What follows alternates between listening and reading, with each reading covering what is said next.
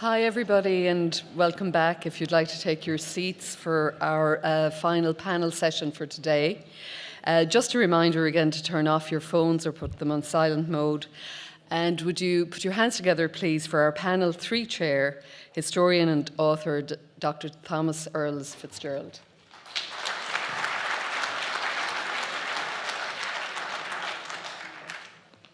Okay, thanks Bridget, and welcome to our afternoon session. In this session we're going to be looking at a concept of memory and the Irish Civil War, and we're going to have 3 particularly distinguished speakers, Professor Laura McAtackney, Dr. Hélène O'Keefe and Cécile Chemin.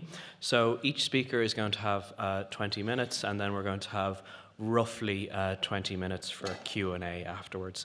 So our first speaker, Professor Laura McAtackney, is a professor in the Radical Humanities Laboratory and Archaeology at University College Cork and the Department of Archaeology and Heritage Studies at Aarhus University, Denmark.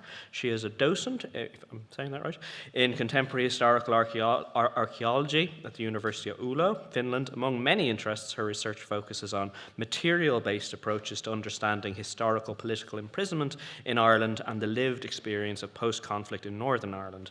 She is currently the PI of an independent research fund Denmark project Enduring Materialities of Colonialism, Temporality, Spatiality and Memory at Sakwa, 2019 to 2024, and a COI of an EU Interreg project, Archibald, and is part of the Open Heart City Collective working with the Magdalen Laundries. And today, Professor McAtackney's talk is on remembering the Civil War during the decade of commemorations, issues of gender, geography, class, and international relations. So here's Laura.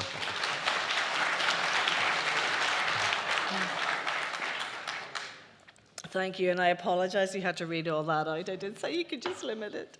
And I also apologise for having laryngitis. I will try and not let my voice die in the next 15 minutes. I have to wait for the presentation to come up. Yay, ta-da. Okay, so my presentation is a little bit different from what we've had already, mainly because I'm an archaeologist, so I'm interested in material culture. I'm not interested so much in excavation, but more standing remains and how materials can tell us different stories about the past and how they endure into the present and shape memory. I'll touch very lightly on some of these different things. I was very ambitious when I came up with this title, but in 20 minutes I'm probably not going to cover all of that. So I will look a little bit about the international dimensions and, particularly around gender and geography. I'll leave class probably to Hélène. So just to give a very brief introduction to looking at history and memory. So history and memory, as we know, are related but not synonymous phenomenon. While we may strive to write better, more complete histories, which is what we were talking about yesterday with Dermot and Miri's conversation, memory is constantly evolving as it is constructed through the interplay between the past and the present and remembering and forgetting. Commemorative acts are conscious and public acts of memory. So memory can be individual, it can be collective, it can be private, it can be public. But whenever we bring in commemoration, it is more of a public act of memory. And they can be top-down or grassroots, but they're inherently about the power to be able to express what we remember and how we remember it. And they also connect memory to ritual and tradition. And so in a way, they also give longevity and legitimacy to those memories. They aim to prioritise particular aspects and events of the past and how the wider public should remember them. And in Ireland, they have skewed to naturalise male violence as what we remember, particularly tragic deaths and kind of victim narratives. And that's got quite a long history from memorialisation, really started in public spaces in the 19th, 20th centuries. In important commemorative periods, such as the decade of commemoration, the past is of wider interest to the public, and there is the potential to change some of these old narratives, as has already been discussed. This is particularly important in terms of how women have become more prominent in how we remember the past during this decade. And this is from a number of reasons. There is a lot more funding available, so more of us can focus our time on doing this kind of work. Communities are enabled a lot more to think about their past and how they construct them and how they understand them. New sources come to light, as we know, with all the with all the opening of new files and also putting them online through digitization projects. And these master narratives are temporarily reopened for debate, and there is often an openness to reimagining the nation in ways that are meaningful to contemporary society, But that's particularly at a time whenever society is open those discussions, and that has not always been the case. At a centenary, they tend to be more open, but the contemporary context can play with that. And so the focus of this paper, as I say, will be more archaeological, and working with ideas that the archaeologist Laurent Olivier talks about material memory. So this is the idea that certain memories are materialized, and sometimes they're materialized in a conscious way, such as through monuments and memorials, and sometimes in an unconscious way, that just things are left behind that have a material trace that at some time in the future can become something that we can use as a kind of mnemonic device to think about what the past meant. And so I'm going to also look a little bit about the interplay between material and immaterial changes in terms of how events are remembered at particular sites through looking at monuments and memorials. So very briefly, my kind of core case studies I'll look at is a little bit looking at the Finnish Civil War as a comparative, but not really as the two civil wars as a comparative, but looking at some of the methods being used in Finland to talk about their civil war and how they might be employed here. And I'm going to look at Kilmainham Jail as a particularly evocative monument to the Civil War, particularly because I did a project there looking at graffiti from the Civil War period and what kind of things they can tell us about how memory has been constructed but also changed between the 1920s to today. And then looking at monuments as well, which in locales, which are connected to local memory of the Civil War. So the inspiration I wanted to look at was this paper on the Finnish Civil War by Settinen, Mullins and Yilamanu, who are archaeologists who work out of the University of Oulu, where I'm also a docent. And they wrote this really interesting paper about public memory, national heritage, and memorialization of the 1918 Finnish Civil War. So as was already referenced by a few different papers, it's often seen as a comparative to Ireland because of the temporal context, but also because Finland was also becoming a new nation, extracting itself from a larger neighbouring power. And they also actually, interestingly, have a partitioned history as well. So part of Finland that was part of the 1918 settlement actually kind of went over to Russia after the Second World War. So they have an interesting memory issue of how they remember the Civil War inside and outside of their contemporary borders. And so there's lots of interesting things to think about. One of the things that they found in doing this project was they looked at the Finnish National Broadcaster. They did a project from 2014 which looked at what memorials existed in the Finnish landscape to different types of wars.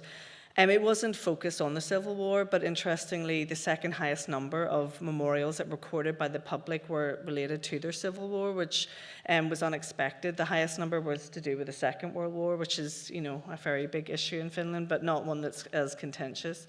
But a lot of the sites they found related to executions, grave sites, and memorial sites, often overlapping, which were related to white atrocities. So this was connected to the people who lost the Civil War, which are the Reds, who were the communist side.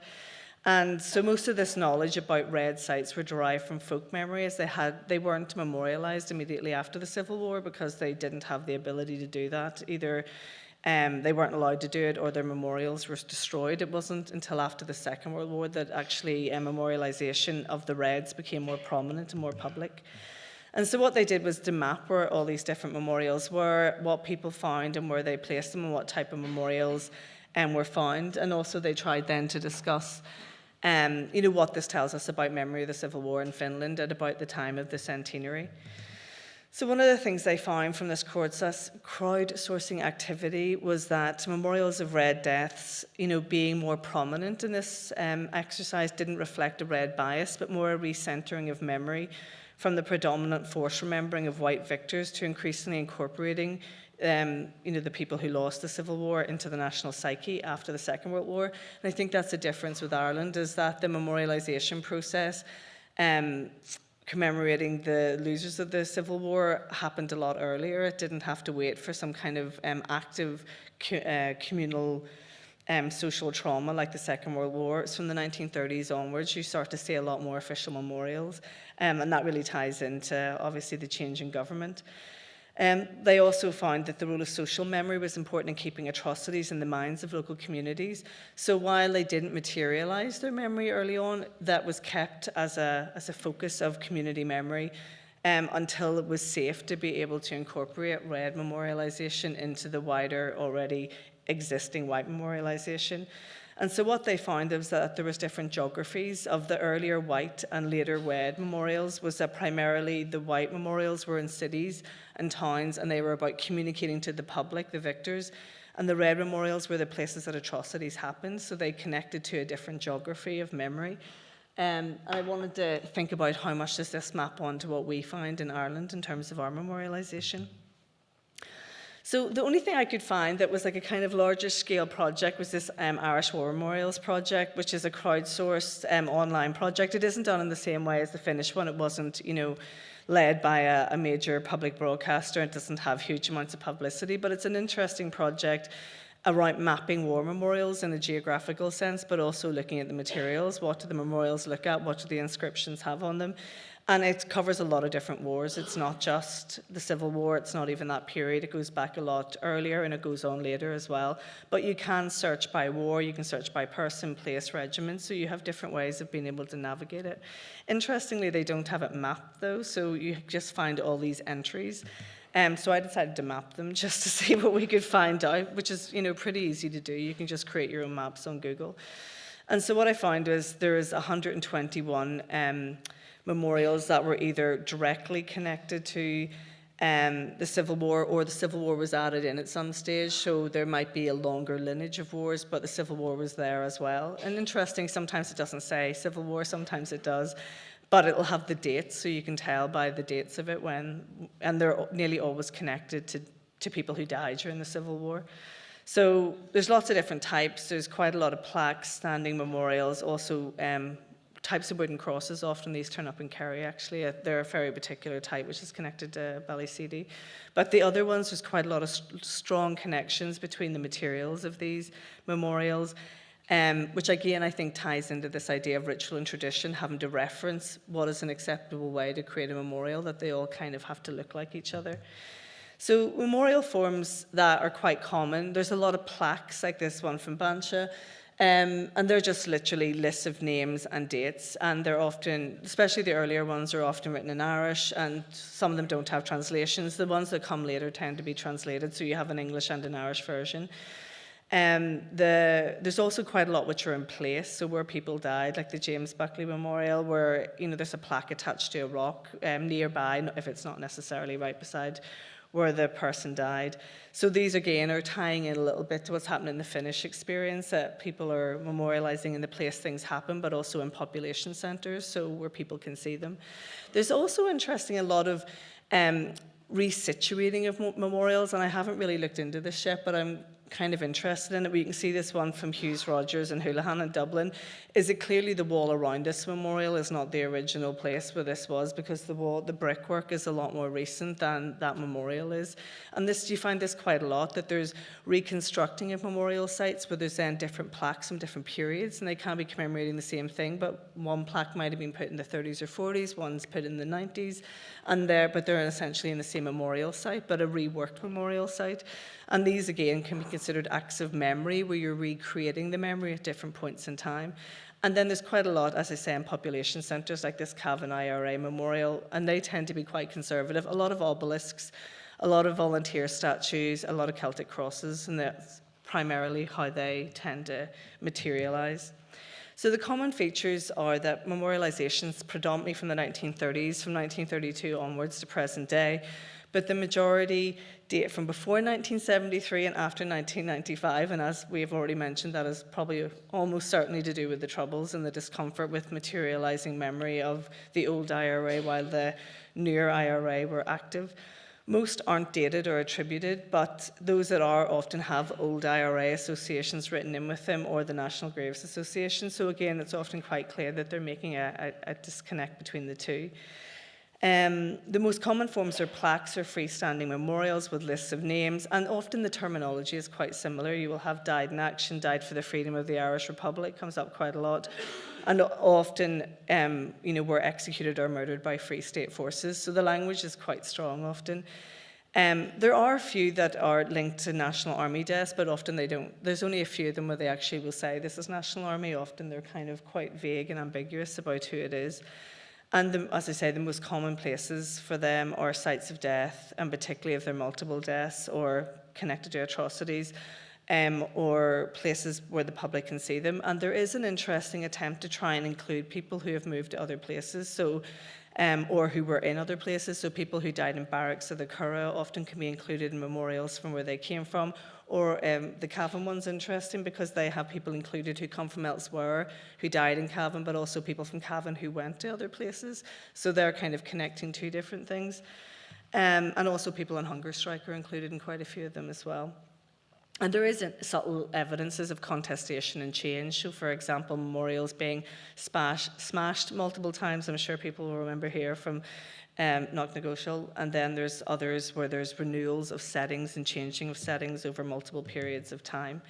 Unusual ones are women. There is more memorials to Michael Collins than there are to named women in the database, and so there's only really one plaque that has named women, and these are non-death related. And again, this is because the emphasis on death and male violence being the overarching experience of conflict probably dictates this, and these are definitely being put up later as well. It's unusual to have them at sites that are not connected to either death or to public to centres of population. So the McGrath Memorial in Kerry is an unusual one. It's attached to the house that he grew up in. Northern experience of the Civil War is absolutely absent from the site, even though there are memorials in the north during the Civil War period. This is an example in West Belfast to Joe McKelvey. And then there's not that many generic commemorative plaques. You do see a few in Dublin. These ones connected to the Irish and Citizen Army were put up in 2016 in lots of different locations, mainly educational places. But most of them are in some ways unique to the place, even though they're working on the same templates. So unusual features in Kerry, very quickly, is this, I'm not sure they're wooden crosses, but they look like wooden crosses. We've already seen a picture and a few other examples in Ballyseedy, but they're a very particular form that aren't seen in other places. There's a range of formats in some places which link to incident in place, often associated with atrocity, so more than one memorial to a similar event. The lateness, obviously, and the strength of language used in a lot of the memorials in Kerry is interesting, but I think also that is tied into the experiences of Kerry being extreme, as has been discussed already, and particularly I think the lack of justice that people found, with whitewashing quarries or, the kind of misrepresenting of how people died. I think that links to why these memorials are quite specific and also have quite strong language. And the scale and public nature of the memorialization is quite, noticeable. There's not as many kind of hidden plaques in places. These are much more public and much more noticeable. How much time do I have left? 5 minutes? That's okay. I can definitely fly through Kilmainham Jail in 5 minutes. So I would also consider Kilmainham Jail as an unintentional memorial because I think it became a memorial site because of its connection to the Easter Rising, but then it's also been the site of imprisonment through the War of Independence and the Civil War. Although, interestingly, there was a desire by the volunteers who ran the Kilmainham Jail Restoration Society to not mention the Civil War, and they did a quite thorough job of trying to scrub out any references to it, including misrepresenting what some of the locations in the jail were. So as we know, Kilmainham Jail became a focal point of the 50th anniversary of the Easter Rising, and particularly the ceremony in the yard where the leaders were executed, and this has been reiterated again in 2016 as well, where we see President Higgins laying a wreath down as well. So this is, a very loaded aspect of the site, and it really shapes why a lot of people know the site and go to the site as well. But there's also a lot of forgetting that had to happen between 1924 and 2016 to allow that focus to remain on the site. I'm sure most of us know that the site was derelict for a long time until it was regenerated and renovated in the late 1950s in preparation for the 50th anniversary, and that was given over to volunteers to do rather than by the government because it was still this difficult place connected to difficult memories of the Civil War. The impact of dereliction is quite extreme. You can still see that within the site, but also there was deliberate alterations made to it to stop connections being made to the Civil War. You can just about see the walls here are brick. A lot of the walls, particularly in the east wing, which is the major, the kind of panopticon wing, which has, that most people go into, that has the glass roof. They were taken off during this restoration, so they were chipped off because there was a lot of graffiti on them, and you find the graffiti in the west wing, you don't find it in the east wing. There's only, I think, 7 cells in that part of the prison that have complete walls. The rest of them were chipped away. You can also see this even from the surrounds of the doors to the left-hand side. The first 6 doors on the left-hand side as you go into that part of the prison have all had the surrounds taken off because they were soft wood and they were heavily graffitied over through carving. So you can see this on the right-hand side. They must have realised that was quite time-consuming or just decided not to do it after a while. So after a small number, it wasn't completed. So a lot of the graffiti I could find in the East Wing is actually connected to the doorways, which still have them on it. There was a lot of covering over of anything to do with the Civil War, even in the West Wing. So there's a lot of graffiti still there, but anything to do, I think actually these are 2 portraits, and these are upstairs in the admin area. And the one on the left-hand side, I think, might be Michael Collins, just by being able to look through some of the whitewashing that's happened on it. But anything to do with partition or any of the heroes of, like, De Valera and Collins during the Civil War period were covered over quite quickly. A lot of stuff about De Valera. Actually, his is the stuff that's most what's the word? The most interfered with. So there's a lot of pro-De Valera stuff, and then it becomes anti-De Valera stuff when people go to visit the site later on. There's a lot of reinserting names into meaningful places. So, for example, Nellie Gifford, who was Thomas MacDonough's sister-in-law, went into the Easter Wing in 1934 and wrote the names in Countess Markovich's cell, Thomas MacDonough's cell, and her own cell.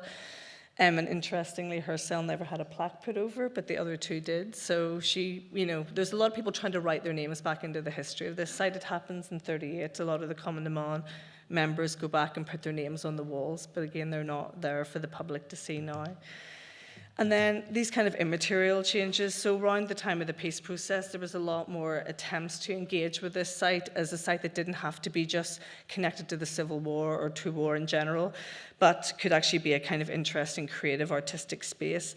So, for example, this exhibition was put on in 1991, which was quite early, so it was before even the first proper ceasefire in 1994, called Estate, an exhibition in Kilmainham Jail on national identity. And this is an Alice Maher piece, which is a lot. I don't know if anyone's seen this in Kilmainham Jail. It's in one of the cells in the East Wing. It's gigantic, ball and actually I think a lot of people are confused as to what it is. They just think it's a piece of debris or something in there, but it was a piece of art. And it was supposed to indicate the solitary cell not only as a site of political struggle and surveillance, but also a historically aesthetic and discursive space, a pivotal site of Irish artistic production. But I don't think that says that now. So if you go there, it's kind of falling apart and there's bits of it all over the floor, but it's the only piece of art from that exhibition that's left in a cell. But at that point, this site started to be used more creatively like that as a site of active memory rather than a site that was only connected to the past. And obviously the contemporary activist politics of the last 10 years has really shaped how we think about women's roles, particularly women in the jail. And the project I did in Kilmainham was completely based on graffiti, recording of women's graffiti from the Civil War. But also they've started bringing in queer histories of Kilmainham jail as well. So they've tried to bring in different ideas of looking at this site. And one of the big projects that was funded in 2016 was a performance art collective called Future Histories. And again, was this idea of how do we engage with this place to think about it in different ways for the future. So I will just end with, so what I wanted to talk about in this paper was this conscious and public memory of the Civil War takes both material and immaterial forms. Much of the memorialization that followed the Civil War occurred after 1932 and focused on remembering anti-treaty dead men in local communities, and that has skewed a lot of how we remember the Civil War now. The discomfort with adding new public memorials during the Troubles was quite clear in how few of them actually appear, and none of them actually have a specific date to that time. But there was always reconfiguring of memorials, new additions, and also new memorials starting to appear from the mid-1990s onwards. And so what I tried to do with the case of Kilmainham is to trace material and immaterial changes at a national monument, which indicates this interplay of remembering, of forgetting, and adjusting our memories of the Civil War to contemporary needs. Thank you.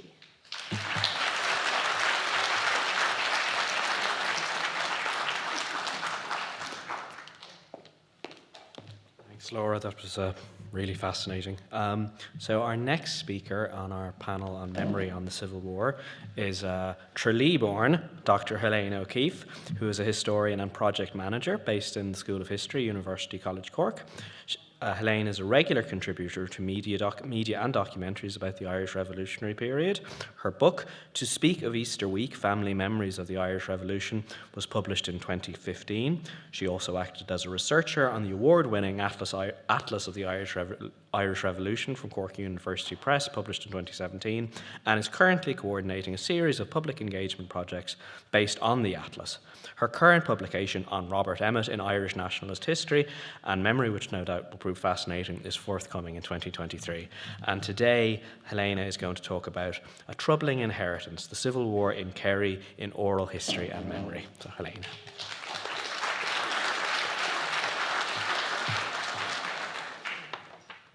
Thanks so much, Thomas. I am delighted to be home in my native town and speaking in this incredibly important conference, and thank you to the organisers for this wonderful event.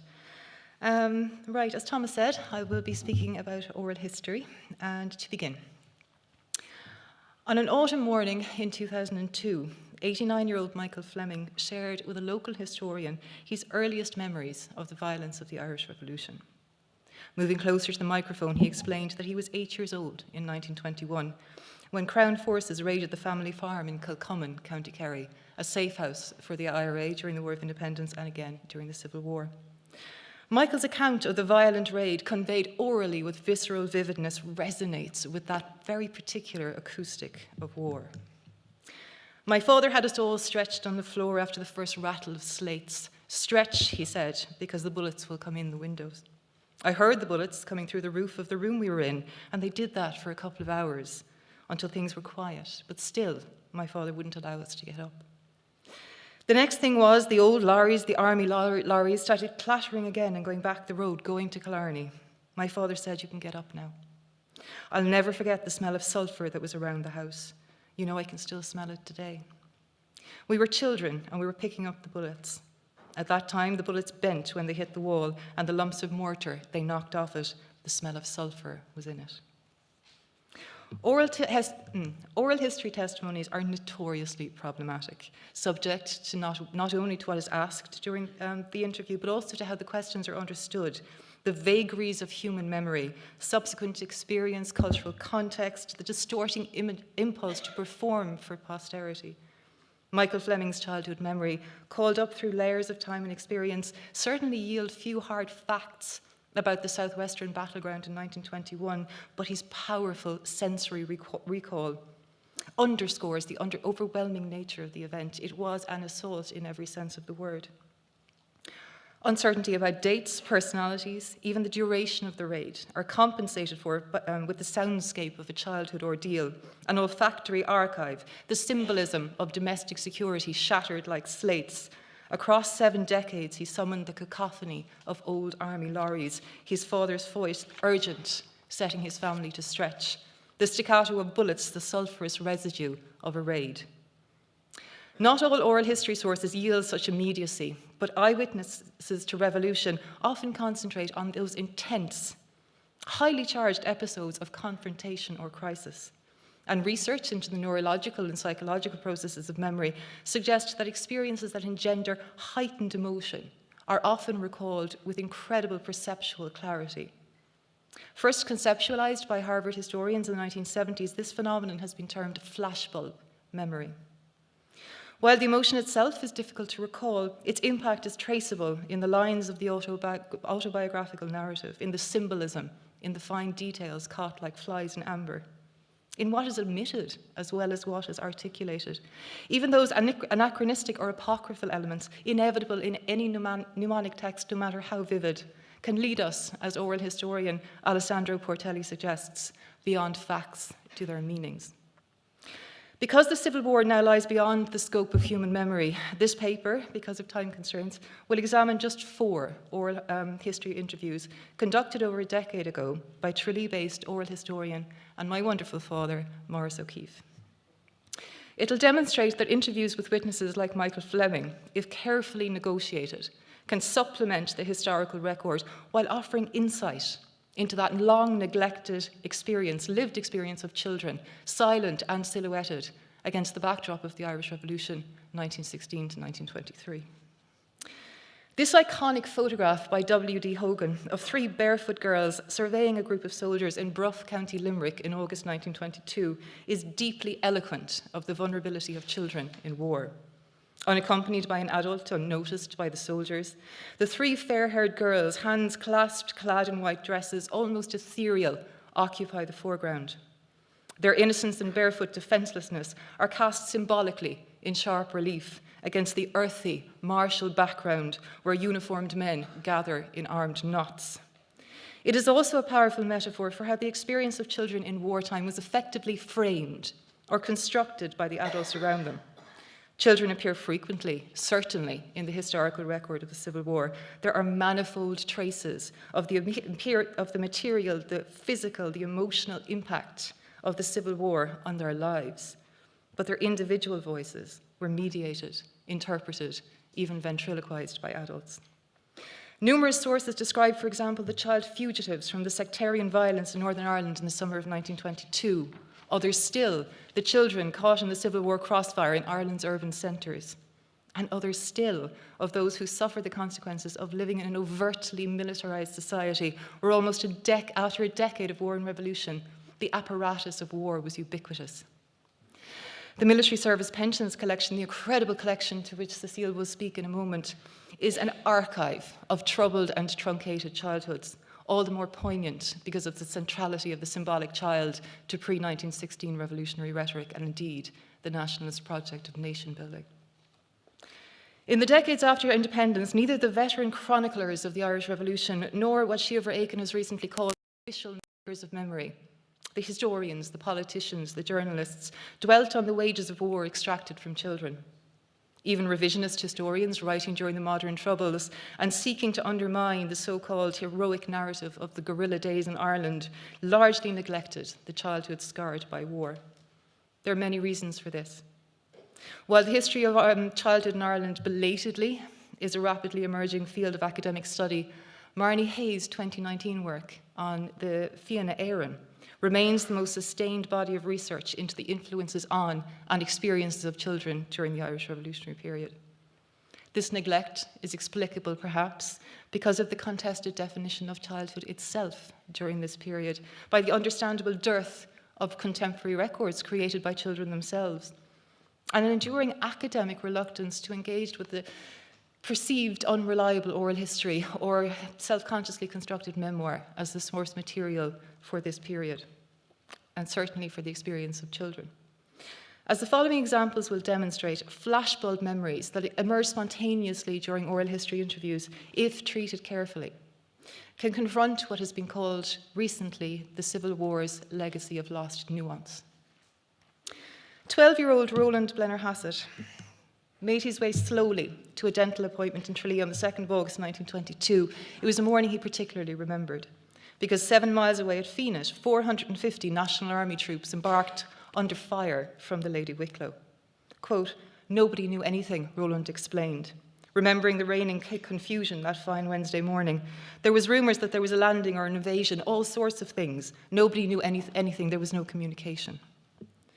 I passed the police barracks. I saw a very decrepit-looking armoured car pulled into the gateway and they were filling it with petrol. There were all sorts of activities which weren't normal in the usual course of events, and I said, "This is no place for you, Roland." I was very relieved to give up the dental appointment and get home as fast as I could. There was tremendous questions whether the invasion of Tralee by Free State would come in the direct road, or whether they would do a sort of pincer movement and come down by Ballyvelly where I was living. In actual fact, they came straight into Rock Street, and I think there was fairly stiff opposition. During that time, I was probably lying on the floor because you could hear the firing going on. I remember getting my dinner on the floor too. There was no information. Nobody knew anything. It went on that way, at any rate, for quite a while. The fighting went backwards and forwards, and there was no shops open, as you can imagine. A cart came from Listowel, and it was full of salmon. And of course, everybody took the salmon here and there because you hadn't laid in any food, the ordinary running food that you eat every day. I remember we bought a salmon from him. I think it was 15 pounds in weight. That nearly fixed me for salmon for life. The jarring juxtaposition of a routine dental appointment with the urgent preparations for violent confrontation powerfully conveys the unsettling speed at which that ordinary morning was swept up into violence. The image of the decrepit armoured car being hastily filled with petrol is likely a construct, or at least a telescoping of events before and after the National Army occupation, because there is no evidence that the IRA, the skeleton IRA in Tralee, had such a vehicle. It is an effective metaphor, however, for the ill-prepared, under-equipped anti-treaty position on that morning of the surprise landing, and chimes with the impression of Johnny O'Connor, the IRA machine gunner who arrived at Ballymullen Barracks that morning, quote, to find our men there in the greatest state of funk and disorganisation, end quote. When reconnaissance outside Tralee confirmed the overwhelming strength of the approaching force, John Joe Sheehy's men resorted to a strategic, if frenzied retreat, setting fire to the police and military barracks in their wake. Contrary to Free State propaganda about the ease of its victory in Tralee, the IRA mounted a determined but short-lived resistance, involving a well-placed Lewis machine gun on the roof of Shamrock Mills in Rock Street, and an hour-long firefight around the hastily constructed barricade at Mortowell Cross. Quote, there was no plan, O'Connor told Ernie O'Malley, conjuring the chaos of that afternoon when civilians were forced to the floor, just a firing of ammunition.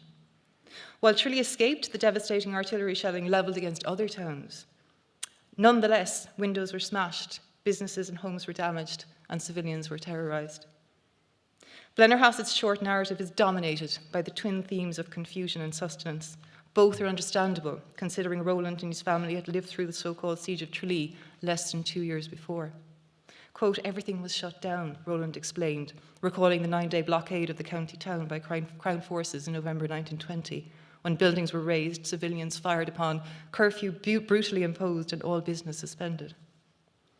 Quote, you never knew when the shops were going to open again. You weren't given any information. It was just shut down, end quote. The experience of civilians during the Irish Revolutionary period defies reductive periodisation of the period into 4 glorious years of separatist rebellion, followed by a bitter 10-month internationalist struggle. Most residents of Tralee, like Roland's father, George, secretary of McCowan's Shamrock Mills, taken forcibly by the National Army on Wednesday and looted by local opportunists on Thursday, drew little distinction between the agents of chaos or the periods of violent disruption during which business stalled, infrastructure was destroyed, communications ceased, and the ability to feed their families was jeopardised. After a brief respite during the uneasy truce period, the county town again suffered the turmoil of uncertainty, when, in Roland's words, quote, the Republican forces ran the law, they ran everything, end quote. Industry, commerce, communications suffered under the anti-treaty occupancy, and life was far from normal after government forces established command in smoke-blackened Ballymullen Barracks at the end of in August. Citizens were forced to endure constant sniping, food and vehicle seizures, disruption of business, and what the Kerry people described as, quote, an epidemic of burglary. Access to news was limited, especially after the short-lived anti-treatyite Kerry leader was suppressed after the August landing. And after the machinery of the Kerry people was destroyed by the anti-treaty IRA in September, Kerry lost the last of its newspapers. By mid-September, the national press was reporting on complete isolation of the county of Kerry. And this was caused by the cumulative effect of road trenching, the cutting of telephone wires, and of course, the cessation of the railway services. Business in Kerry was almost completely paralysed 2 weeks later when the Southern Star warned that diverted provisions would lead to starvation in the county town. It is unsurprising then that such a pervasive sense of uncertainty and confusion and the image of the £15 salmon would dominate Blennerhassett's childhood memory of that troubled period in Tralee. While Roland's home was a place of refuge, other interviewees remembered how the chaos of civil war forcibly crossed their thresholds. By late August, when the IRA had commenced its campaign of guerrilla warfare, the local population often had little choice but to provide transport, food and lodgings when demanded by either side. Recorded shortly before his 90th birthday in 2001, one Ballymacallicut interviewee recalled his growing awareness at 11 years old that, quote, things weren't normal. We were out playing in our own farmyard, you know. These soldiers ran through the yard and disappeared, and that was the first time I was aware of them. They came and demanded a room for the night. There was around 4 of them, as well as I can remember, but it didn't look to me like the kind of guests we'd normally have. I was a bit frightened, I suppose. They had a good meal in the living room. My mother cooked whatever she had for them, and they took our room for the night. I remember sleeping on a kind of improvised mattress on the floor. Next morning then, when I got up and got dressed, they were at their breakfast. Again, my mother had been up before, and I suppose they were in a hurry to get out. I didn't hear any conversation. My mother worked away and gave them their breakfast, and they picked up their guns, which were standing against the wall. I thought they were rather grey. They were rather shabbily dressed, I thought, but the boots, I thought, were very dirty. I remember that. They didn't talk to us at all. We were too small, myself and my younger brother. This childhood memory is interlaced with a profound sense of discomfort. The psychological discomfort of interrupted play, the physical comfort of being displaced from their room by unwelcome grey guests, shabbily dressed, sullen and silent, and the emotional discomfort of knowing that their mother was compelled to cater to them. Once again, the small details crystallized in flashbulb memory have a deep significance. The dirty boots beneath the table, the gun standing sentinel against the wall, are out of place in the familial setting and representative of external chaos penetrating the boundaries of domestic safety. Another interviewee, a native of Ballinskelligs on the Ivory Peninsula, was 6 years old in November 1922 when the security of his family home was forcibly shaken by a National Army raid. Born in 1917, the interviewee was the youngest of 8 children. His oldest brother, John, a trainee, shoemaker, and talented footballer who, quote, gave great service to the Kerry colours, was the 21-year-old adjutant of the 1st Battalion, Kerry No. 3 Brigade, during the War of Independence. Taking the anti-treaty side in 1922, he saw action in Limerick in July, and when he returned to Kerry, as his brother recalled, quote, there was no such thing as staying at home. One autumn morning, however, he and a fellow volunteer decided to take a chance. I can still remember it. One of my sisters looked down and said, look at the soldiers down at the cross below. They were just coming to turn up here, up the field at the back of the house. She ran in and she told my mother, who shouted at John, get up, the soldiers are around. So John jumped out of bed, and the breeches he had were the breeches he had in Kilmallock. There were no braces, and I could remember him running out holding his pants like that. The next thing was 4 shots after each other. I remember John saying to me, run in, you'll be shot. So John kept going anyway. They were going to the cliff. If they could get to the cliff, they'd be safe. They had dens down there and they knew how to get out and get away. But sure, the National Army had a 3-pronged drive and they were up behind him like that, you see, and they arrested him. This dramatic account of his brother's arrest, told in the same house 80 years later, epitomizes the human impulse to restructure or construct memory, particularly the tenuous, nebulous childhood memory, to fit a coherent narrative structure. But several almost incidental elements in the well-rehearsed anecdote are illustrative of the emotional impact of the violent moment on a 6-year-old who so many decades later could recall and replicate the sound of 4 gunshots. The most powerful image, that of his brother's untethered, battle-worn breeches, speaks to the remembered urgency of the moment, the vulnerability of the under-equipped, fugitive IRA men, and indeed the danger to their families. The last one. The most startling episode from Michael Fleming was not, in his own words, the guns blazing all around by Republicans, but the effect partially understood of Civil War violence on the adults, the mainstays of safety and stability in his life. He recalled with startling clarity a cold morning in October 1924 when his father's farm was the scene of an unsettling show of adult emotion. The occasion was the funeral of Ballymacalligot-born Michael Brosnan, one of 4 IRA prisoners executed by firing squad at Tralee Jail on the 20th of January 1923, the first of 7 official executions in Kerry. In October 1924, the remains were exhumed and returned to their families for burial. 2 of Michael Brosnan's brothers had married Michael Fleming's aunts, and both families gathered at the Kilcummin farm on the morning of the funeral. Also present was William Patrick Fleming, a local IRA man whose home in nearby Meleen had been the scene of a violent dawn siege on the 22nd of August 1922, after which 3 brigade officers were taken prisoner by a National Army detachment under Paddy O'Daly. Michael Fleming's account, haltingly told, powerfully conveys the emotional impact of the executions on the families and the communities, a grief relived during the heavily policed reinternments of 1924. but is also representative of how children who took their cues from adults encountered and internalized the brutality of civil war. Will Patrick was there. He was a big man, a second cousin of mine. Jesus, he caught the hand of Jack Brosnan when he came in the gate, and the two of them, they started crying. I followed them around the back of the house and hands on each other's shoulders crying. It was a fright to see two big men crying. Jesus, it was very sad. I saw my two aunts, the two Mrs. Brosnans, I saw them crying. Jesus, just hard to see two women bawling crying. Christ was awful though. The oral history narratives selected for this paper were told from a variety of perspectives, but each provides, as one interviewee put it, one little slice from a child's point of view of what the Troubles with a capital T meant for the people who lived through them in Kerry. The testimony demonstrates that for children, the ideological foundations of violence meant little. Their experience and understanding were limited to the immediate impact on their families, the many ways in which the reality of war invaded their homes, upset quotidian routines, impacted their parents' livelihoods, or shook adult composure. The narrow focus does not undermine the value of these sources.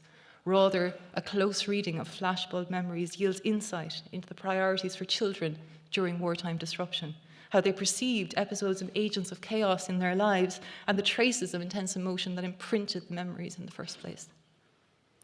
Much work remains to be done in reconstructing the lived experience of children during the Irish Revolutionary period. The promise of progress lies in meaningful engagement with the counter-archives of oral history, oral testimony, family history, and, in Laura's area, material culture.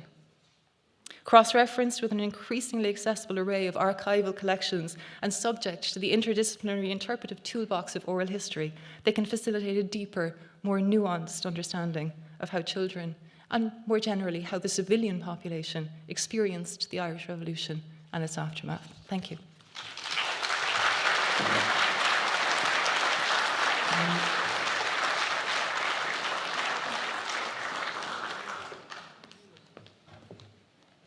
Thank you, Helena. That is very moving. There's something about the term interrupted play, which I think is just inherently very sad.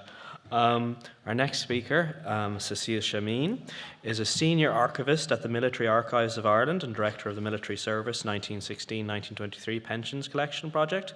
The MSP collection is the largest archive collection in existence, covering the revolutionary period, and contains the claims for service, wounds and disability and dependency lodged by those who took part in the events from the 1916 Rising to the end of the Irish Civil War in 1923.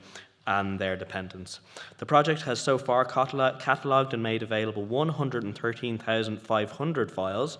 45,750 files have been digitised and are now fully downloadable online at www.militaryarchives.ie. In total, the project has so far made available close to 2.5 million pages of archival material online, in an incredible effort in the democratisation of archives, and is something that scholars and everyone interested in the Irish Revolutionary period should be incredibly grateful for. So now I'm going to give it over to Cécile. Thank you.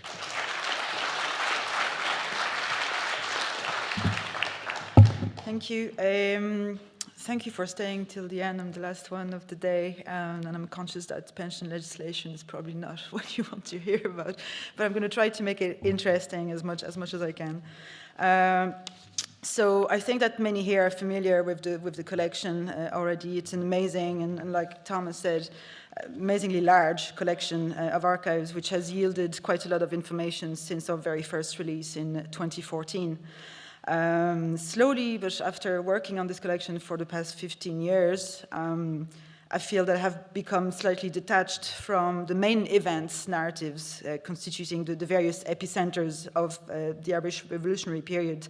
And now we're paying more attention, and the research is paying more attention to how these epicenters resonate and ripple under and behind this visible foreground. And the event may be over, but these epicenters create a ripple effect on the society's surface, whether financial, physical, mental, and they also drive local dynamics and people's lives for years following the end of the conflict. So today I'm not going to talk really about the Civil War events per se or how they went down. Rather, I'm trying to propose other paths for research and maybe documents that people, although these have been online for years now, some of you may not be familiar with them. And them are the dependence files, probably some of the most interesting to look at for several reasons. One, their existence gives a voice to the dead, but also to the many civilians who lost sons, brothers, husbands during 1916, 1923, and some years after. Crucially, those files contain a plethora of documentation rarely found in the other file series in the collection. And this is mainly due, and I'm going to talk a little bit about this, it's due to the way the claims for financial dependency are verified. These documents expose the economic vulnerability of women and children and reveal a very raw picture of the hardship that people experienced as they tried to rebuild their lives and wrestled with complex situations, financial, but also at different levels, before the emergence of the welfare state. Right now, as of January, we have referenced something like 3,000 cases of dependency, successful and unsuccessful. And the major part of those claims until now, and I think this will be reflected till the end, are lodged by mothers first, fathers and widows, and then brothers, sisters, joint children applications as well. And I'm sorry we have to go through a little bit of legislation, but it's actually very important to understand what people have to, the hoops they have to go through to get very small amount of money. And the very first piece of legislation of relevance to those financially dependent on the deceased veterans was the first one ever enacted in recognition of the service of those who took part in the revolutionary period, was the Army Pensions Act 1923. So under that act, people would claim for wounds, disease, and disablements that they had suffered during active service. But also, this is the very first act granting allowances, gratuities to dependents of deceased officers, soldiers, and other persons. There is nothing in the legislation that says that a widower could have been dependent on their wives. So there is nothing in the legislation for people who've lost members of Commemorations, for example. People could not be financially dependent on a woman. That's basically it. But we have one case that could have been potentially, I'm not going to talk about it today, but it kind of deserves to be looked at. Then for the new states, obviously the immediate aftermath of the Civil War meant dealing with members of the National Army. So those who died during the Civil War on and after the 1st of April 1922, or who were wounded during the Civil War and who died within 3 years. And this first act included the dependence of members of the Irish Volunteers and the Irish Citizen Army, who lost their lives during Easter Rising 1916 and the War of Independence, or who were wounded and died within 3 years. So it's a bit raw. You would get some money if your relative died within 3 years. Very importantly, and if you have only one thing to remember, it would be this. Under the first act of 1923 and the next one in 27, anti-treaty forces membership is totally excluded. The dependents of those who serve with the irregulars, with the IRA, would have to wait 1932 to apply. Verifying claims is very important. Dependency as well is something I forgot to mention. Dependency payments to children of deceased members could be awarded as well, but they would be administered through trustees or groups. And this is the case, for example, for the daughters of John O'Connor, who died in Ballyseedy in March 1923. His daughters, Eileen and Catherine, were minors, and then the application was made on their behalf by their legal guardians, who was Anya Kent. Pensions awarded to dependents could also be withdrawn if they were found to have been convicted of a crime or an offense, or if any disgraceful conduct was proven. Obviously, disgraceful misconduct is very vague and would reflect what was considered appropriate behavior in the 20s and the 30s. Many examples of cases of misconduct are alleged misconducts because people would report on other people in certain localities, can be found in dependency files, and there's evidence of investigation outcomes being influenced by local sources. Attitudes and assumptions as well about what the appropriate family constitution can be found in some claims. And one striking case in Kerry is the one of the executed, Edward Greene, whose foster mother claim on in respect of his death, but was found herself on the wrong side of the legislation. The foster mother cannot claim in respect of loss of her son. Unmarried wives as well could not be recognized as rightful dependent, and equally, the Army Pensions legislation and the Minister for Finance would find no grounds for payment to children being proven as illegitimate. Widows who had remarried were also reported on, and their situation investigated, pensions were withdrawn. To show you how claims are processed, very quickly, I'm using documents from the dependency claim lodged by Michael. You find Gallivan on the file. Gallivan is also found Michael's father in 1924, and Michael died in the explosion in Knocknagoshel in March 23. So the first act does not explicitly set up an Army Pensions Board yet, but a board is sometimes referred to in some documents, and the department is referred to as well. The case is bounced between the department, the Ministry of Defense on Molesworth Street, and the Office of the Adjutant General and the Finance Department. The Finance Department, they're basically the ones behind the scenes that just don't want to pay money. So they will find anything to actually lower the amount that could be paid or discuss things, make things a bit more complicated. Once the claim is received, so there's the pink form on the left, once the claim is received, it's registered, and then it proceeds to the basic 3-point checks. Was the deceased member a member of a recognized organization? Was the deceased on active service at the time of death? And whether the death was the result of negligence. If the death is the result of negligence, no payment will be issued. All of that is done in the Office of the Adjutant General. And if everything checks out, a second file is open. And then the claim is reported on by An Garda Síochána. And then later, the reports of the police would be replaced by the work of the custom and excise officers and then social welfare officers.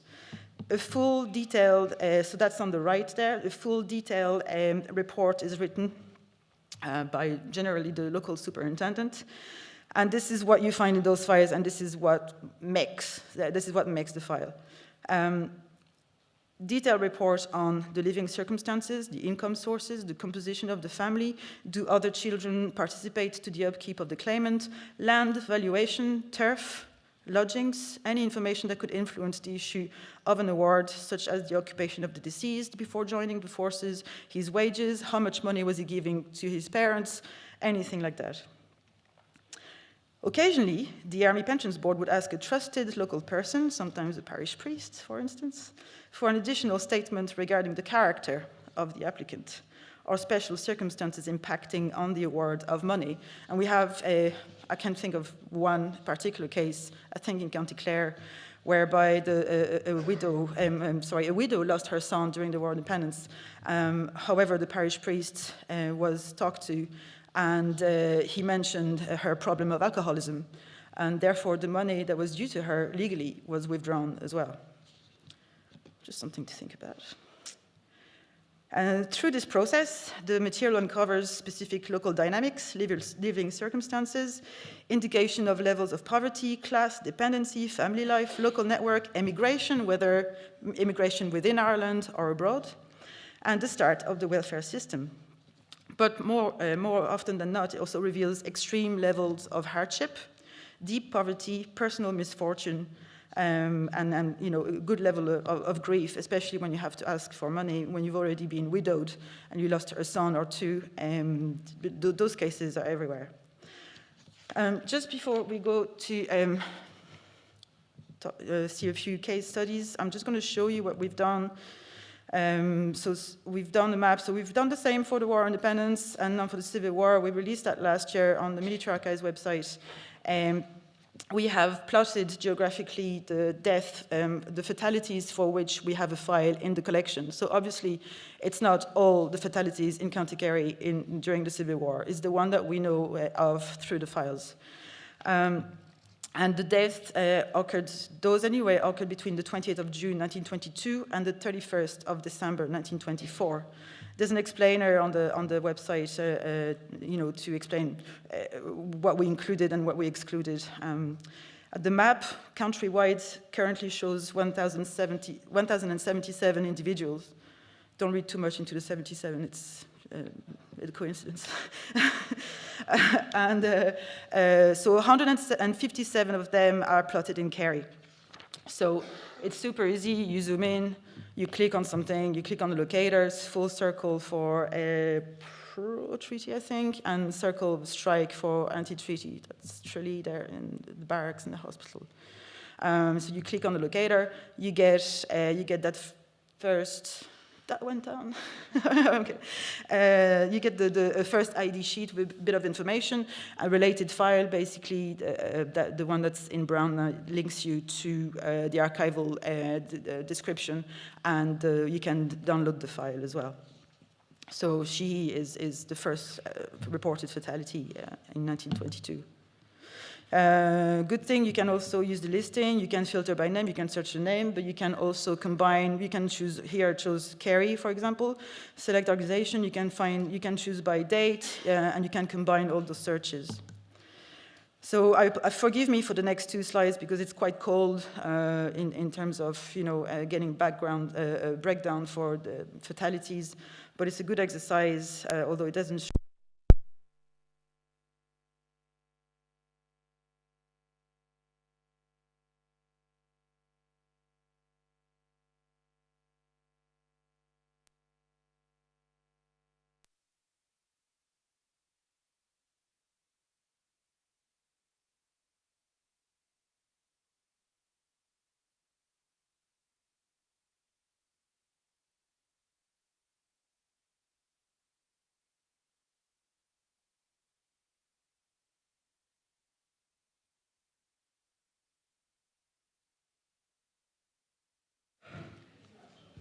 No?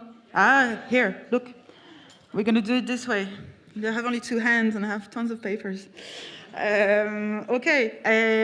I think when I read Owen's work on the Civil War in Kerry, there was a total total fatalities report of 175. That's what you said? Yeah. And we do have files for 157. 84 National Armies, 73 RRA. Then I did a breakdown by year, just to show the acceleration of 1923. The death in 1924, Hegarty, Foran, and Reedy are interesting because they die following ill health, but the ill health was attributable to service, so had they lived, they would have been compensated. And I think it was Hegarty who died in December 1924. His father got a payment in 1942. That's when my parents were born. Just to see the ripples keep on giving. Executions, also we have them on the website. 7 in Tralee, 4 in January for possession of weapons and ammunition, and 3 in April, and we'll talk about those a little bit later. Total claimants, I've just added, the amount of people claiming for their lost ones, 234, but I'm pretty sure it's more than that.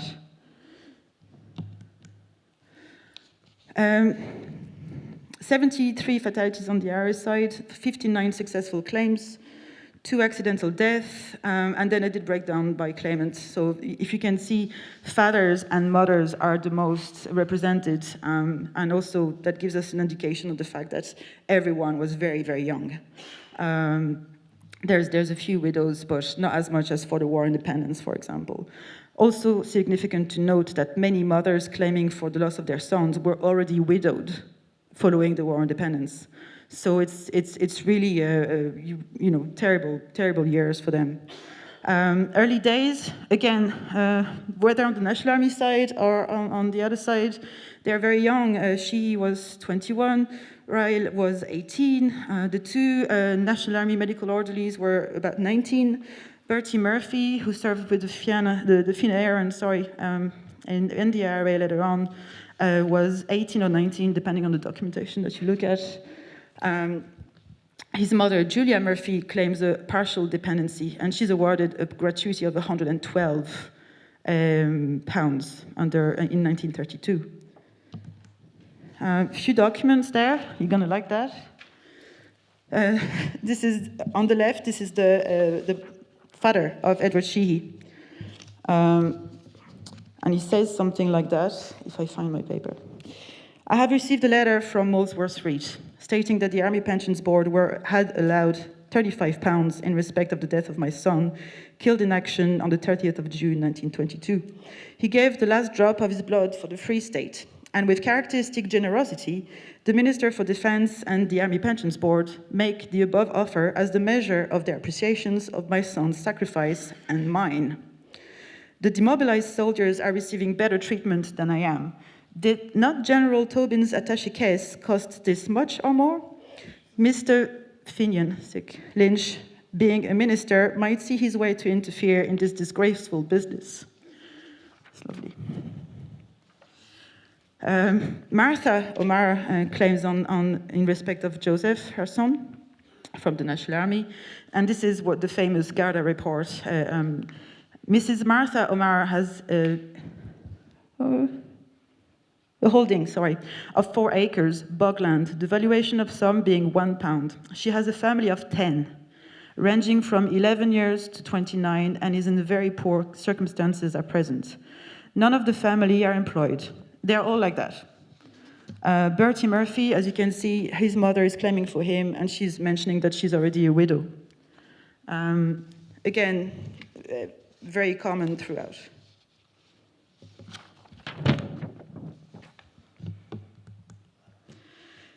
Now, I'm not going to go through the events. I just want to show you, how many claimants for each big, the most tragic, anyway, events in 1923. 7 claimants for these men who died in Knocknagoshel, the National Army members. I'm not going to mention them all, but Joseph O'Brien, survivor of this. As you can see, all the file reference are indicated, and his file reference is a P from the P series. The P series is the wound pension series.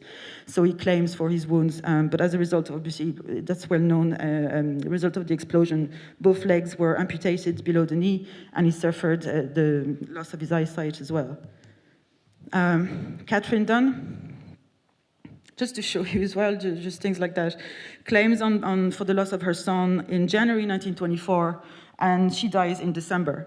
Again, plenty like that, whereby people, claimants and applicants may die during the process of application.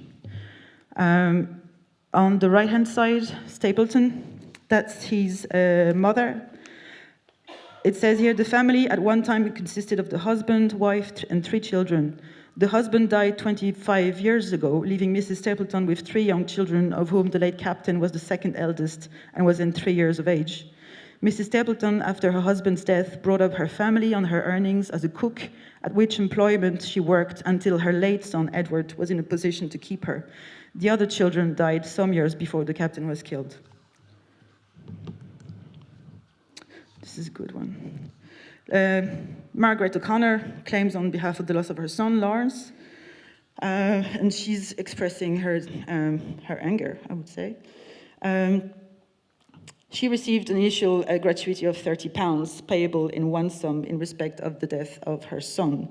And she says, I refuse to believe that you would estimate the life of a young Irishman as of less value than an Irish terrier, for which I have often seen larger compensation awarded. And those letters are, again, everywhere in the collection. This is interesting. This is Joseph O'Brien's wound pension. So no, I'm not talking about the dependents, but it's those documents are nowhere to be seen, but online. The medical examination after after the accident, after the explosion, a letter from Alfie Byrne supporting his case, and then the decision of the defense with a pension of 42 shillings a week. The rest of the file is about taking care of him, getting a chair for him, and the rest of his life, basically, his care and his family, and it's a very interesting file to have a look at. Countess Bridge, 10 claimants.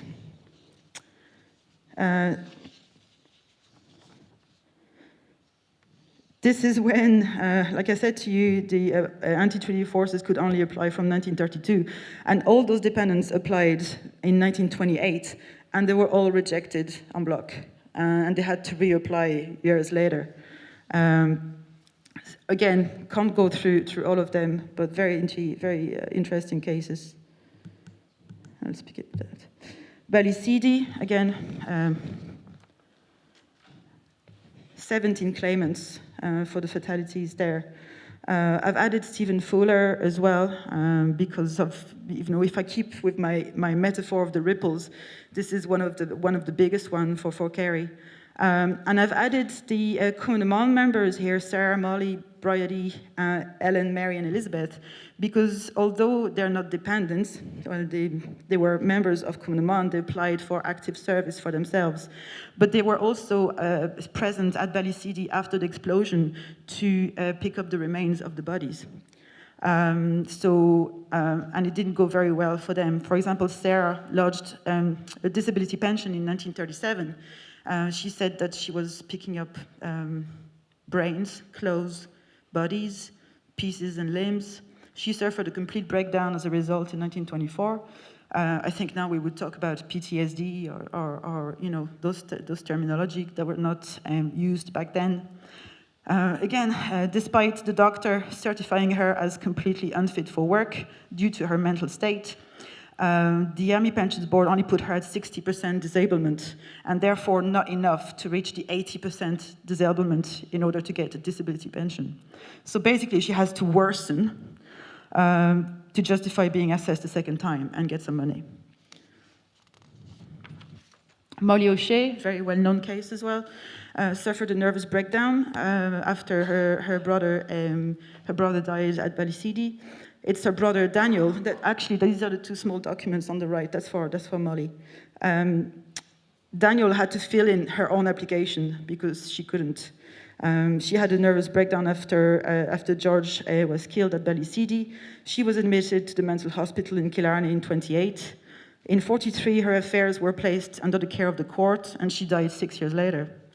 Hélène Burke was admitted to a nursing home in 1927.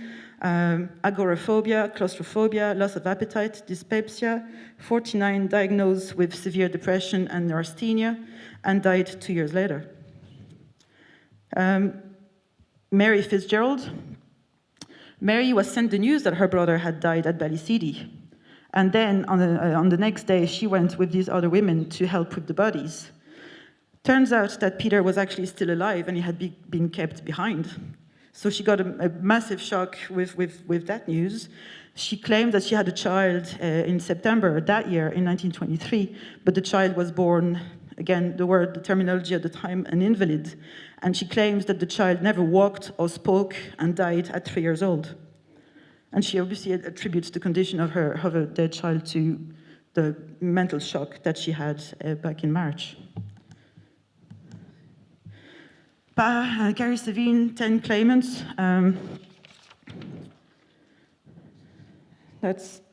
They're all extremely good cases to have a look at. Maybe John Sugrue is a very, it's a complicated one. Patrick and Hélène had 10 children by 1911, that's in the census. 7 survived. John was the eldest, and the family lived on a very poor pieces of land, mountainy land. John, 2 minutes? John assisted his parents on the land. The father was the doctor certified the father with rheumatoid arthritis. Again, terminology of the time, cripple, can't work. He gets a partial dependency of 112. Mrs. Sugrue receives an allowance in 1941, which was withdrawn in 1944 because her means exceeded £40 per annum.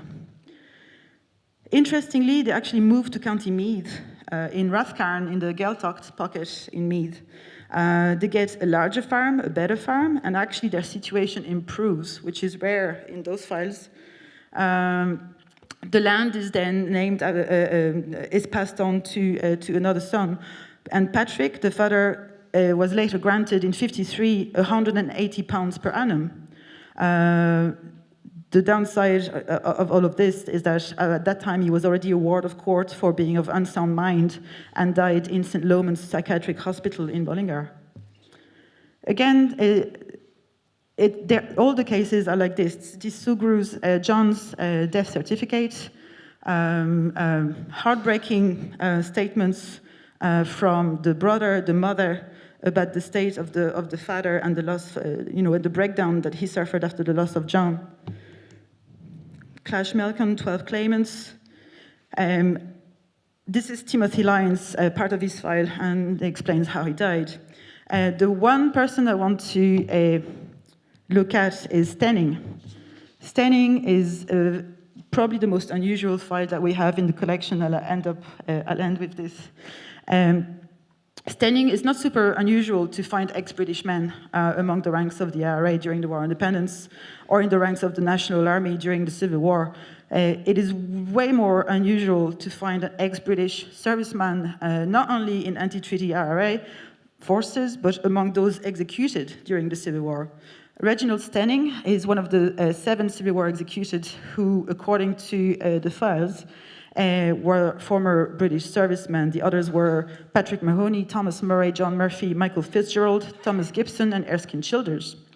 However, they all have ties with Ireland, either Irish-born or close to Ireland. Stenning has nothing. There's no obvious connection connecting him to Ireland at all.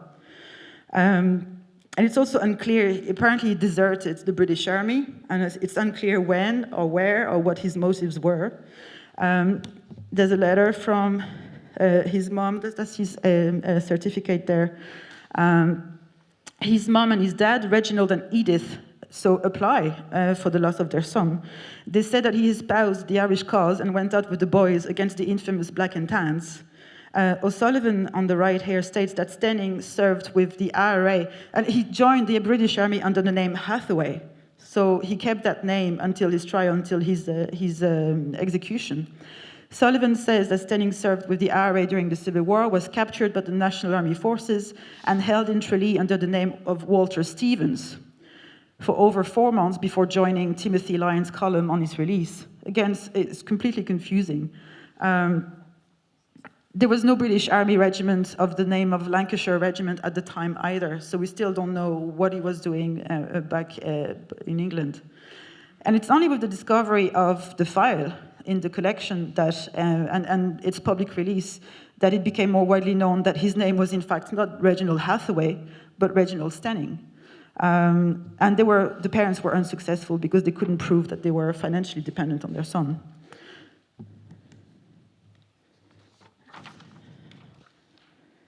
I'll post that online because I don't have the time to read them, but this is his sister, who's talking about Fianna Fáil members trying to block her application. And Mary, she signs Cadogan, but it's Cadogan, who's basically saying that it's not safe. She lost her son, a National Army private, and she said it's not safe to send, by post, to send anything to her address because there are still some enemies around. And you find, that's all in the files, you find all that in there. And I'll stop here. I had a really good conclusion with super long words and really nice, it's really good. But I'll stop there. And if you want to contact us, if you want to look at the blog, which is brilliant, and the website, and this is all there. Thank you very much.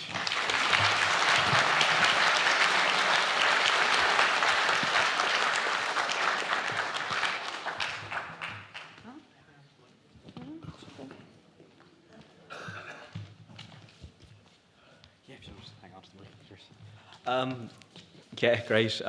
Thank you so much for that, Cecile. High drama there. It felt very much like a deer in the headlights for a few minutes, but Cecile dealt with that really well, I think. And look, the mic's back. So yeah.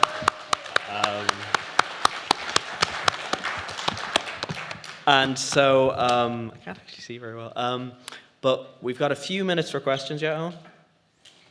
Oh, okay. So We've got 2 roving mics and we've time for a few questions. And guys, if you could kind of be a bit brief because we're a bit pressed for time, and maybe if your comments could be like actually, if your questions could be questions rather than comments, we'd really appreciate that. So we're going to start over here with Owen. Is that right? Yep.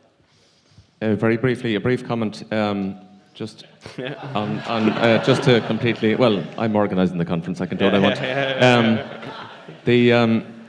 Just as so many eminent historians are here and the general public, I just want to say a huge thank you to Cécile and her staff for doing such tremendous work to make so many important records available to us.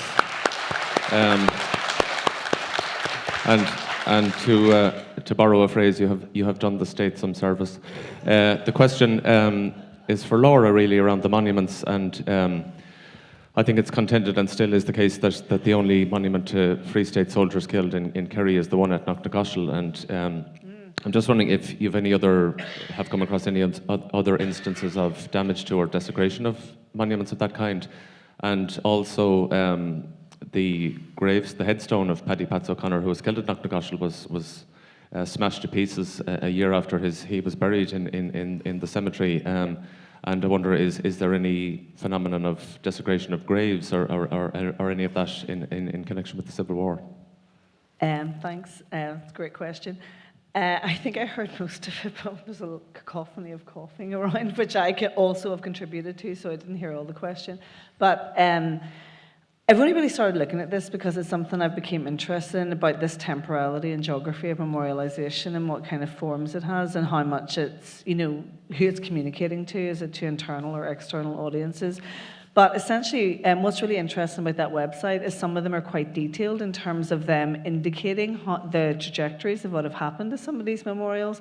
So the Knocknagoshel one you mentioned, it actually has quite a lot of detail about what's happened to that because it was quite recent. So it was smashed twice until the wording was changed. So it wasn't just commemorating the National Army soldiers, but it was worded to include everybody, a bit more of a general kind of remembrance of, the tragic events rather than specifically picking out the Irish Army as what is being remembered.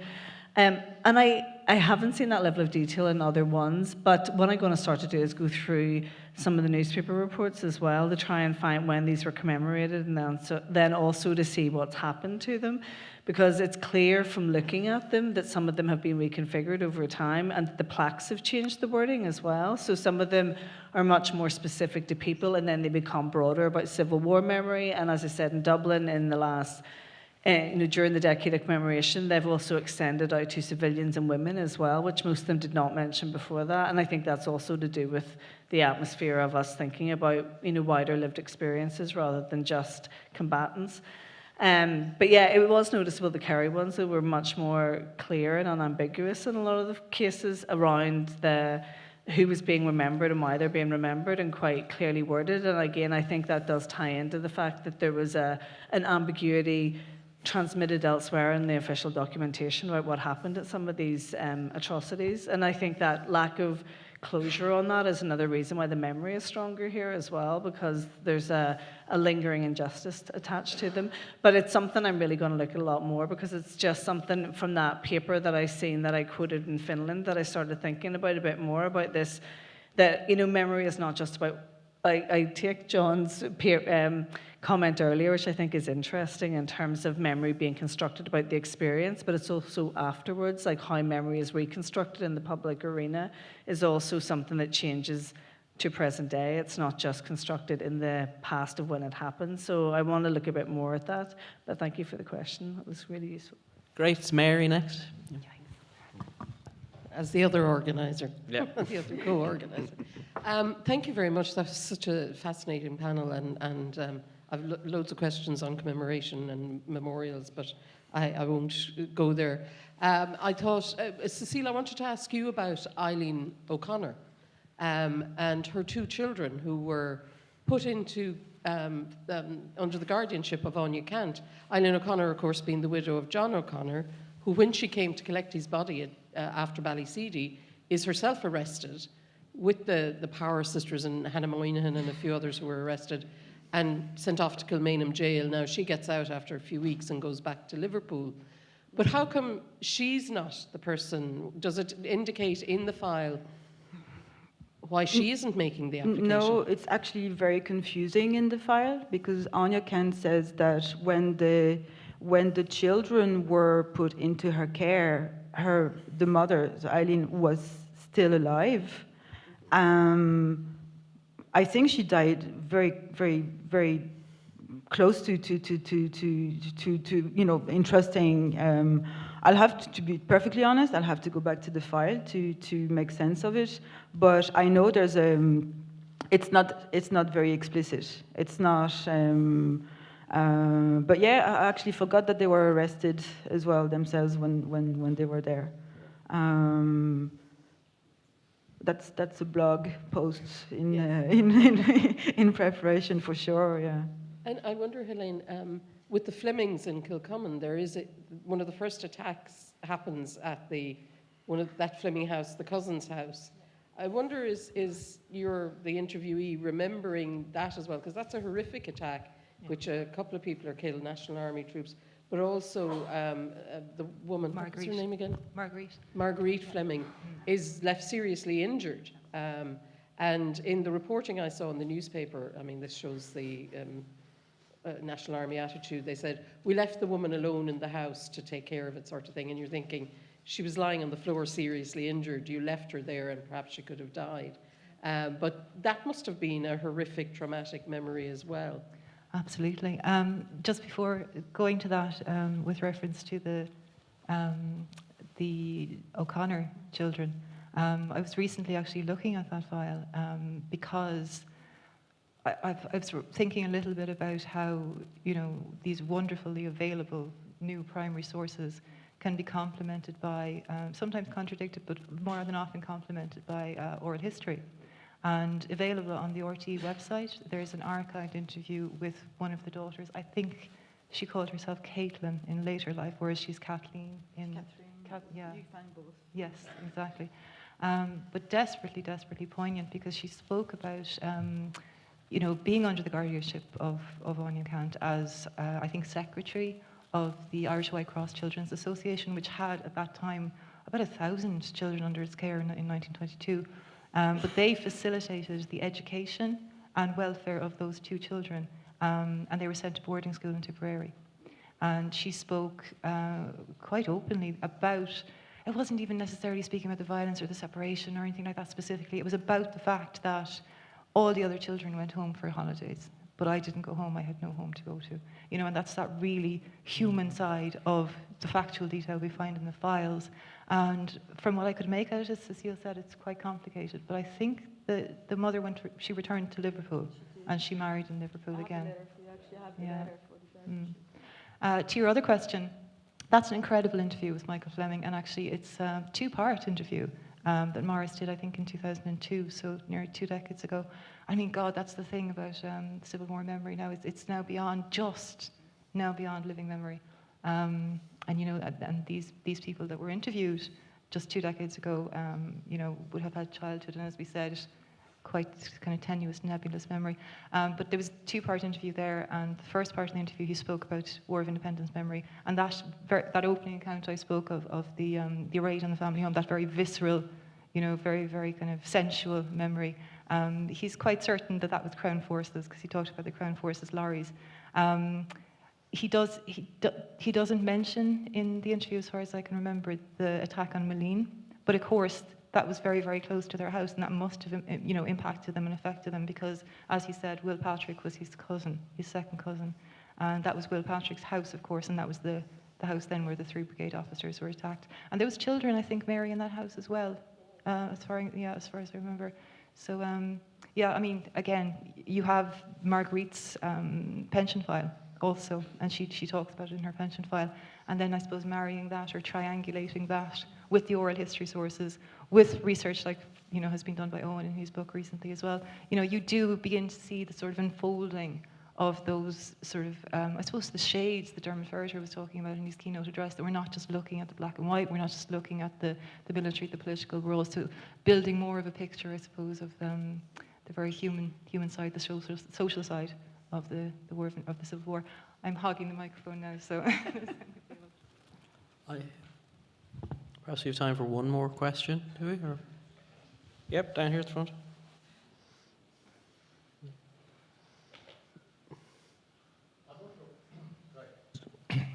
Spoken.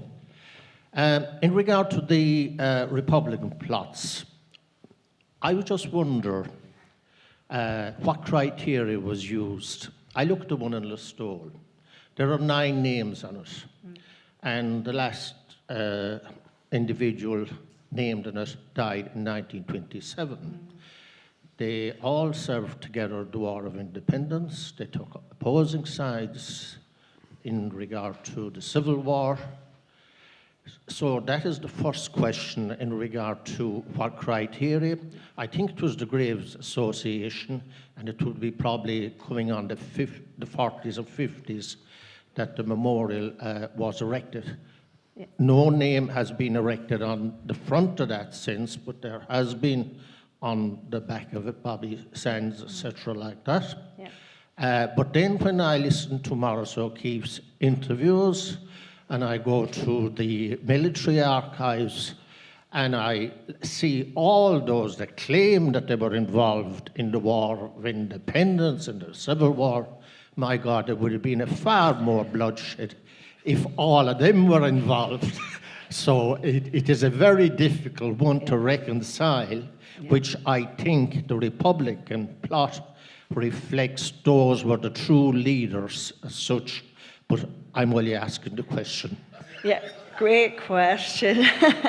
I will have to go and look properly at the documentation, because from what I can see, there's different things going on in different places in terms of how people are added. And you know, what I find interesting, which I couldn't go into, is actually you can feel the kind of visceral emotion in some of those memorials, like the type of language that is used. It's not just the harshness, but also the care that people had for their comrades. You know, there's often quite deep and loving language and about.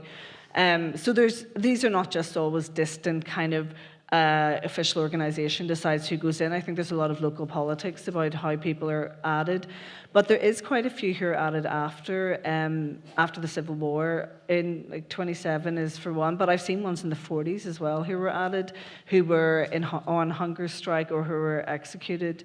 20 years after the Civil War, and they're being added onto the Civil War memorial. So in some places, there's this kind of connection of that memory going on. And I think it's only really when we get to the 60s and 70s, there's a real discomfort with the connections to those enduring, kind of IRA desires.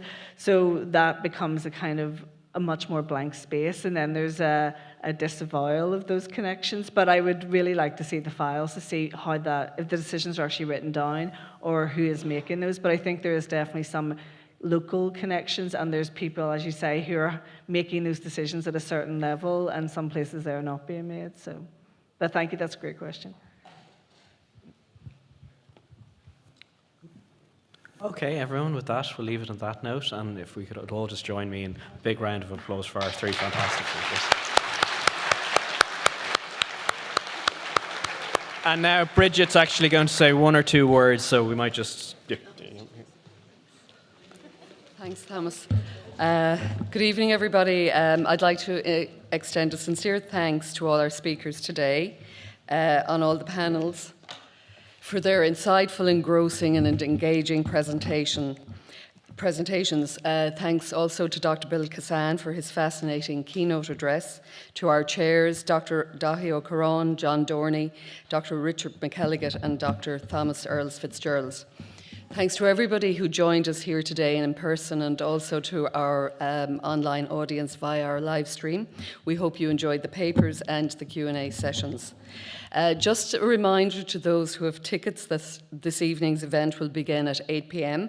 with an interview of broadcaster Pat Butler by Radio Kerry's Jerry O'Sullivan, preceding the screening of the drama documentary Ballyseedy. If you would like to book tickets for tomorrow night's concert, Michel Lamass, you can do so at the box office or through the SIAMSA TÍRE website. We begin a little earlier tomorrow at 9:15 a.m. and we look forward to welcoming many of you back here again. So have a safe journey home, and thank you very much for joining us today.